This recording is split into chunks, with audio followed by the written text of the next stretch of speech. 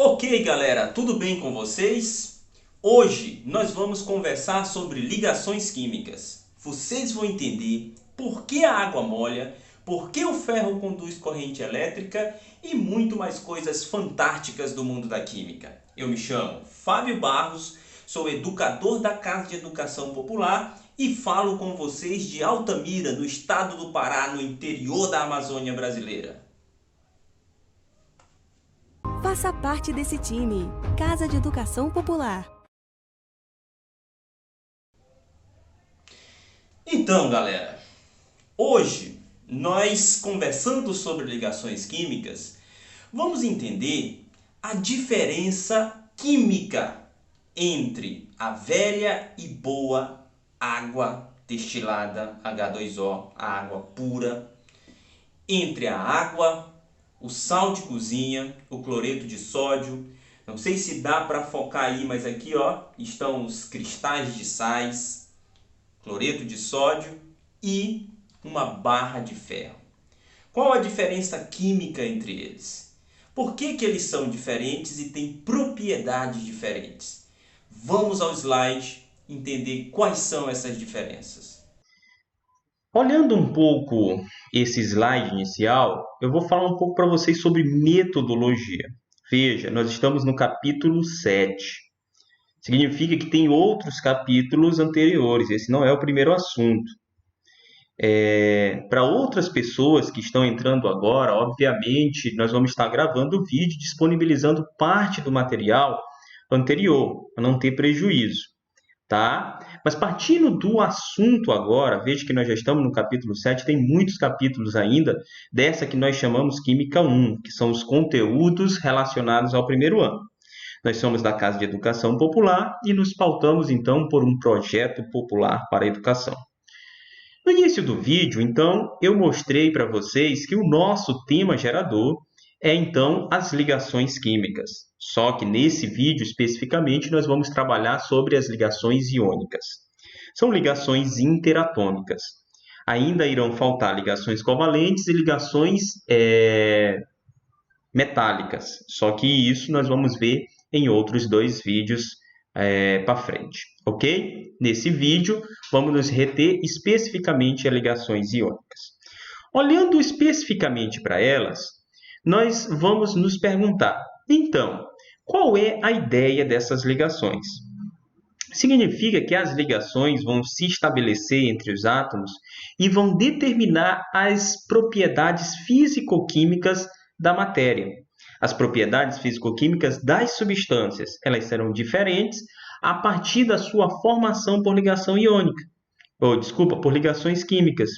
Se elas forem formadas por ligações iônicas, terão uma propriedade, por ligação covalente e outra, e metálica ainda uma outra diferente.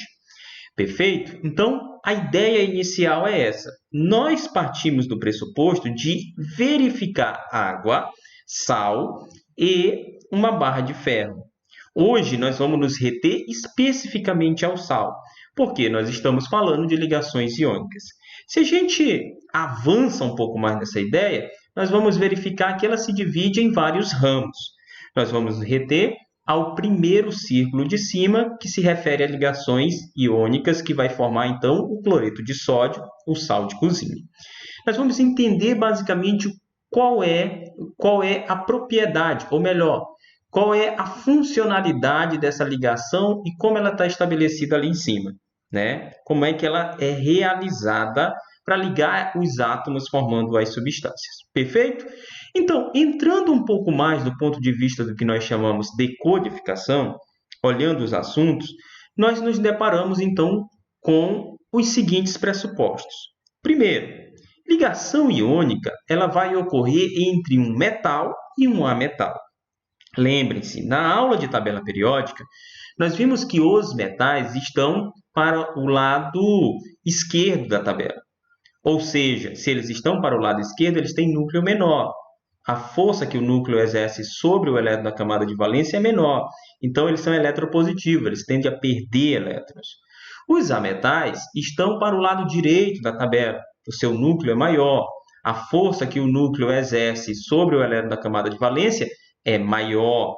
Significa, então, que esse átomo tem tendência a ganhar elétrons. Então, o metal perde, o ametal ganha e está tudo resolvido na vida deles. Agora, por que um átomo ganha ou perde elétrons? Ele ganha ou perde elétron para se estabilizar. Lembra lá na tabela periódica? Os átomos estão no seu estado fundamental. Eles estão, do ponto de vista de carga, neutros. Eles não têm carga positiva nem carga negativa. Quando um átomo está nesse estado, nós chamamos ele de átomo no estado fundamental. Os químicos verificaram que o único átomo, ou melhor, os únicos átomos que estão no estado fundamental e já estão estabilizados são os gases nobres. Por que isso está falando disso, Fábio? Porque é o seguinte, os átomos eles estão o tempo todo buscando estabilidade. O que é a estabilidade, então? Estabilidade significa que eles não precisam mais mudar. Eles estão permanentemente naquele estado que para ele está confortável. Veja, você está fazendo um cursinho para quê? Você quer entrar na universidade através do Enem? Por quê? Porque você quer depois prestar um concurso público, passar num curso legal, entrar num emprego bacana e alcançar sua estabilidade financeira. Os átomos não querem estabilidade financeira, mas eles querem ficar permanentemente em um estado só, uma substância só. Por isso, eles vão buscar essa estabilidade. E os químicos verificaram que os gases nobres em si, eles já estão estáveis. Por que os químicos verificaram isso? Como é que eles verificaram? Porque os gases nobres, com um único elemento químico, eles já formam uma substância. Ou seja, o hélio, a substância hélio, é formado pelo átomo hélio. Ou seja, He já é o átomo, o elemento e a substância. Eu não preciso juntar dois átomos de hélio para formar a substância ou a molécula que irá formar a substância hélio, como ocorre com o oxigênio, por exemplo. Então, os átomos eles vão se ligar porque eles precisam alcançar a tão sonhada estabilidade. Só que os químicos, estudando os gases nobres, verificaram, por exemplo, que os gases nobres são estáveis porque eles possuem 8 elétrons na camada de valência ou 2, como é o caso do hélio que a gente tinha abordado. Isso gerou uma lei chamada a lei ou a regra do octeto. Significa que um átomo, anotem isso, para se estabilizar, ele precisa alcançar 8 ou 2 elétrons na última camada, a camada de valência. Perfeito? Então, na ligação iônica, o que irá acontecer? Os metais, vocês sabem, são eletropositivos porque têm um núcleo fraco, eles são grandes, significa que eles têm tendência a perder elétrons. E quem perde elétron fica carregado positivamente e vira um íon. Sai do seu estado fundamental. Os ametais, todavia, eles são pequenos, têm núcleo forte, é difícil tirar um elétron que tem uma força de atração sobre o núcleo. Então, para eles é mais fácil ganhar elétrons. Essa é uma característica dos ametais. E quem ganha elétrons sai do seu estado fundamental e vira um íon. Só que o íon carregado positivamente, como é o caso dos metais, é chamado de íon cátion. E o íon carregado negativamente, como é o caso dos ametais, é chamado de íon ânion. Veja, quando esses átomos, para alcançar a estabilidade, perdem ou ganham elétron, eles adquirem cargas. Quando eles adquirem cargas, se essas cargas são opostas, significa que elas vão se atrair. Eles se atraem, essas cargas se neutralizam e eles viram compostos neutros, chamados de sólidos cristalinos. Beleza? Então, repetindo, ligação iônica é formada por um ametal mais um metal. Eles só fazem isso porque perdem ou ganham elétron. Ao perder ou ganhar elétrons, eles adquirem cargas. Se as cargas forem opostas, essas cargas então se atraem, elas se neutralizam, viram sólidos neutros, chamados de sólidos cristalinos. Beleza? Vamos entender isso do ponto de vista atômico. Vamos analisar isso quimicamente. Então, nós temos dois átomos aqui, o átomo de sódio e o átomo de cloro. O átomo de sódio, veja, tem 3 camadas. O átomo de cloro também. Significa que eles estão no mesmo período da tabela periódica. Duvido você adivinhar qual é. É o 3º período. Por quê? Porque eles têm 3 camadas de elétron, beleza? Só que mais, o sódio tem número atômico 11, como está sendo representado, o cloro 17. E eu sei que o sódio é um metal alcalino. E ele está em qual família mesmo? Ele está na família 1A. Como é que o senhor sabe disso, professor? Porque ele tem um elétron na última camada, a camada de valência, está vendo? Quem tem um elétron está na família 1A. Já o cloro, todavia, ele tem 7 elétrons. Basta contar aí na camada de valência. Ou seja, se ele tem 7 elétrons na camada de valência, ele está na família 7A. Ele é um halogênio. Significa que ele é um ametal. Então, nós temos aqui os pressupostos para ocorrer uma ligação química. Porque o sódio é um metal da família 1A, precisa perder um elétron para se estabilizar, ficar com 8. E o cloro é um ametal da família 7A, um halogênio, que tem 7 elétrons na última camada e precisa ganhar 1 para se estabilizar. Porque se ele ganha um elétron, ele fica com 8 elétrons e alcança a sua tão sonhada estabilidade. Então, o sódio vai doar o elétron, perder o elétron e o cloro vai ganhar e está tudo resolvido. Olha lá, o sódio, então, doou o elétron, o cloro ficou com 8, basta contar, e se estabilizou. E o sódio, todavia, também ficou com 8, porque quando ele perde o elétron da camada de valência, ele perde também a camada. E a sua última camada passa a ser a segunda, que se eu contar lá, tem 8 elétrons. Então, os dois estão com 8 elétrons, estão estabilizados. Só que veja, é importante lembrar, eles se estabilizam. Olha para cá, eles estão carregados? Não, eles estão neutros. Quando eles perdem e ganham elétron, eles se estabilizam, porque ficam com 8, mas adquirem cargas. Olha para cima, olha para o seu NOx. O sódio adquiriu carga positiva e o cloro adquiriu carga negativa. O sódio ficou com mais 1, o cloro ficou com menos 1. Então, eles possuem cargas opostas. O que acontece com cargas opostas? Elas se atraem. E como ele tem um mais, o sódio, e o cloro um menos, significa que eles se atraem e se neutralizam. Olha lá, neutralizaram. Então, o composto da ligação, a ligação iônica, ela vai ocorrer aqui, olha. Aqui ocorreu a ligação iônica. E eles estão agora neutros.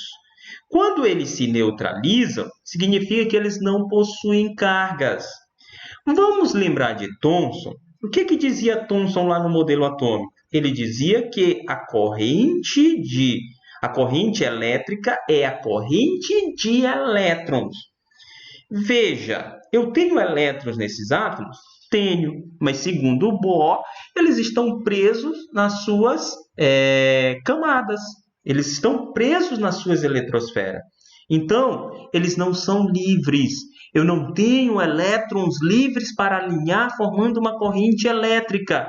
Significa que o composto sólido cristalino neutro não conduz corrente elétrica. Ou seja, o cloreto de sódio sólido, como eu mostrei para vocês no início do vídeo, não conduz corrente elétrica. Já se eu separo esses átomos, eles adquirem carga. E tendo carga, eu posso alinhar essas cargas. Ou seja, aqui eles passam a conduzir corrente elétrica. E como é possível, então? Aqui eles conduzem o átomo no seu estado fundamental? Não. Mas quando eles viram íon, eles passam a conduzir corrente elétrica. Quando eles se juntam, eles deixam de conduzir corrente elétrica. E como é que é possível separar um composto iônico para que eles possam conduzir corrente elétrica? Ou eu entro em fusão, derretendo esses caras, ou seja, o cloreto de sódio líquido vai conduzir corrente elétrica, em fusão ele conduz corrente elétrica, ou eu dissolvo ele na água. Quando eu dissolvo ele na água, a água separa os íons, eu tenho íons livres e eu posso, a partir desses íons livres, conduzir corrente elétrica. Ou seja, quando uma substância está dissolvida na água, eu digo então que ela está em solução aquosa. Então, o cloreto de sódio dissolvido na água, ele irá conduzir corrente elétrica. O cloreto de sódio em solução aquosa irá conduzir corrente elétrica.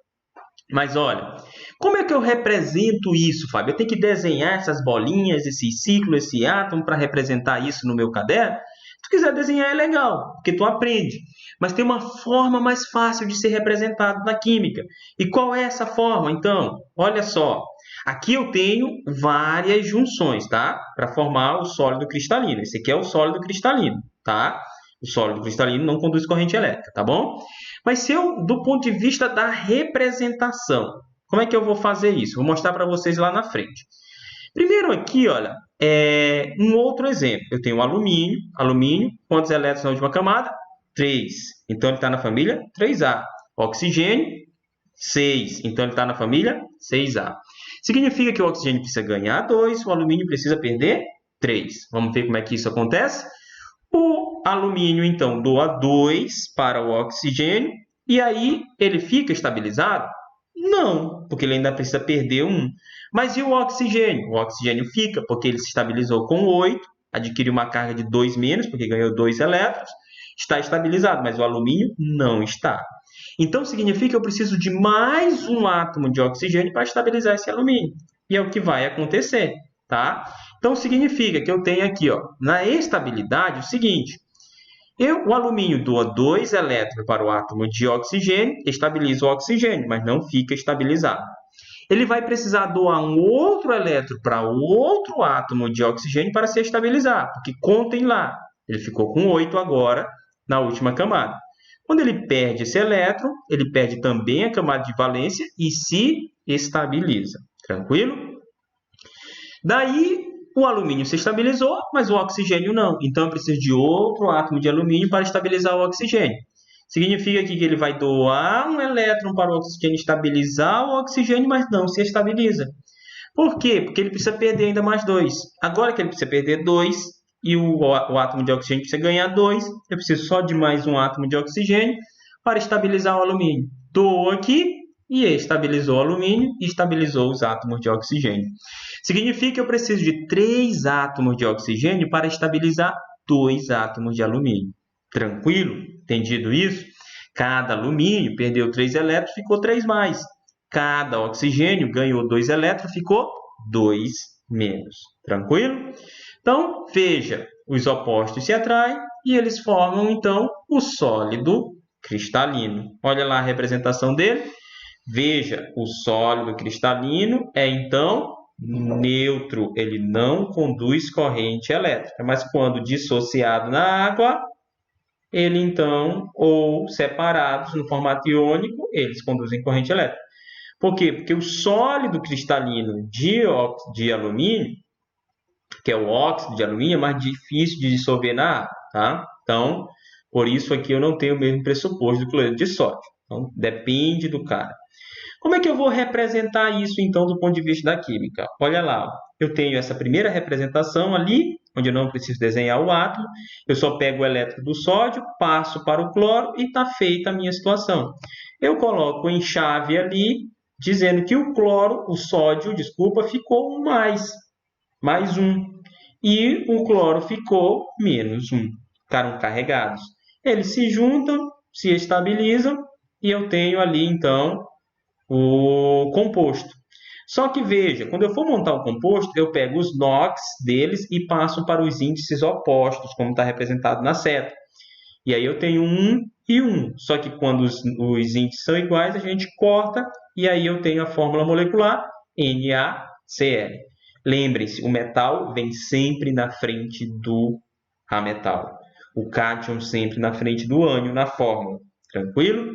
A primeira fórmula eu chamo de fórmula eletrônica, porque mostra os elétrons. A segunda eu chamo de fórmula molecular, porque mostra a estrutura que seria da molécula. Mas veja, compostos formados por ligação iônicas não são moléculas, são sólidos cristalinos. É uma forma de falar, fórmula molecular, mas não é uma molécula. Beleza? Lembrem-se disso. Veja, na outra representação, nós temos, então, o átomo de alumínio, família 3A, 3 elétrons na última camada, o átomo de oxigênio, família 6A, 6 elétrons na última camada. O alumínio, então, doa o primeiro elétron, o segundo elétron, estabiliza o átomo de oxigênio. Porém, ele não se estabiliza, ele precisa de outro átomo de oxigênio para se estabilizar. Porque ele não pode doar o elétron por nada, ele tem que doar para um outro átomo. Daí ele doa para o átomo de oxigênio e se estabiliza. Mas o átomo de oxigênio que apareceu subsequente precisa de mais um elétron.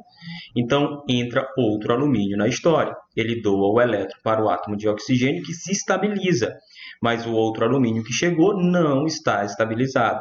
Então, eu preciso de um outro átomo de oxigênio para estabilizar o alumínio. Daí ele doa o elétron, doa o outro elétron, se estabiliza e estabiliza também o átomo de oxigênio.